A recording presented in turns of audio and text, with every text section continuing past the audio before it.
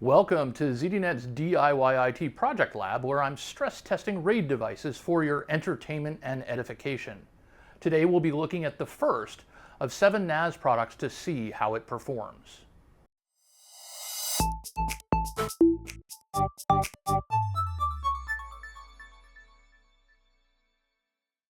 Let's put this project into context. The whole purpose of a RAID is that if a drive fails, you can recover with no data loss. In this series, I'm pounding on each NAS to see how or if it recovers. Almost all the NAS reviews out there just talk about adding storage and the various apps that come with the devices. I haven't seen any that stress test the machines to the point of failure and back to restoration, which is the whole point of these devices. I've subjected each candidate machine to a series of torture tests. Beyond that, I look at performance, apps, user interface, and so much more. This project has been huge. Actually doing real testing at the storage level has been incredibly time-consuming. There was a point when I was concerned that I'd never ever finish, but here we are. My name is David Gewirtz, and you're watching ZDNet's DIY Data Center series, which is part of my DIY IT column. In addition to punishing servers, we also explore 3D printers, fly drones, and regularly dive deep into advanced geekery for fun and profit. Before we get started with today's torture test subject, the Drobo 5N2, I'd like to remind you that I'm reviewing 7 of these NAS boxes. If you'd like to know when the next review is up, feel free to click the subscribe button and the little notify bell in the corner over there. The benchmark case for all 7 RAIDs is Drobo. When a drive goes bad with a Drobo, a big red light turns on. It's possible from across the room to see the status of the machine at a glance. Since 2009, I've bought 4 Drobos, 3 that are directly attached to my main computer, and 1 Drobo 5N NAS, the predecessor to the device we're testing today. The ability to see the status of my Drobos just by walking into the room has proven invaluable. In my isolated read-write tests, the new Drobo 5N2 writes 24% faster than the 5N and reads almost 10% faster. The 5N2 also adds a second Ethernet port. The original 5N I bought in 2014 only had 1 Ethernet port. By contrast, all of our 2017 candidates now come with 2 Ethernet ports.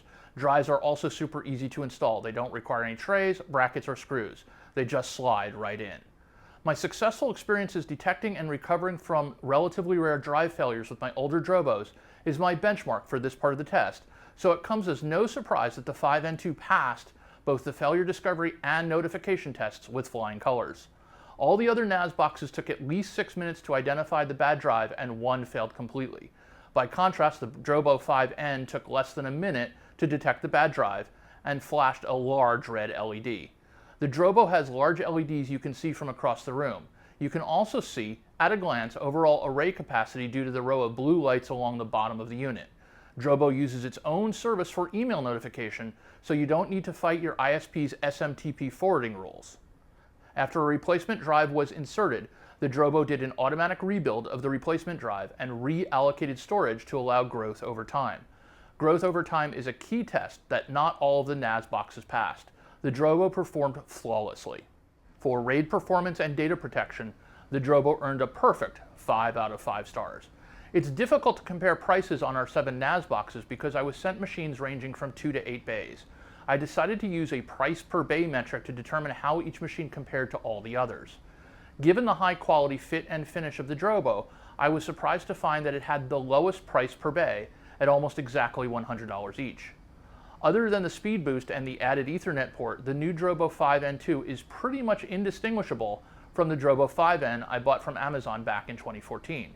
While Drobos are very nicely designed units, the fact that the design hasn't changed much presents a problem.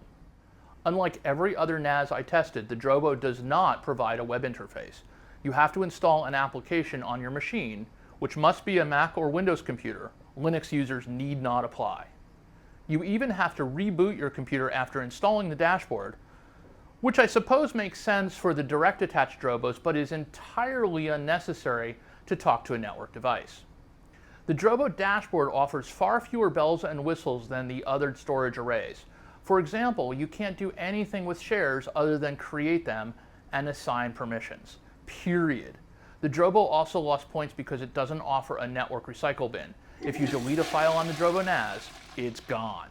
In terms of apps, the Drobo is in the middle of the pack. It has more apps than some of our contenders, but far fewer than Synology and QNAP. Also, some of the apps are rather odd to use.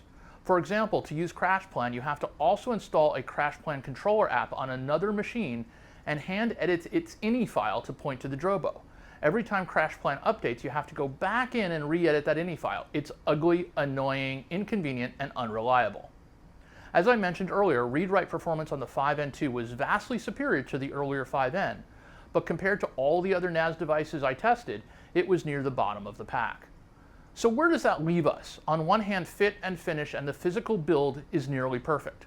On the other hand, a lack of a modern web interface, the lack of a network recycle bin, and the relatively low comparative performance resulted in a mediocre usability and performance rating of only 3 out of 5 stars. That said, if you want a competitively priced storage appliance where all you do is slide in drives and files are served, the Drobo is a win. Overall, the Drobo earned a 4 out of 5 stars.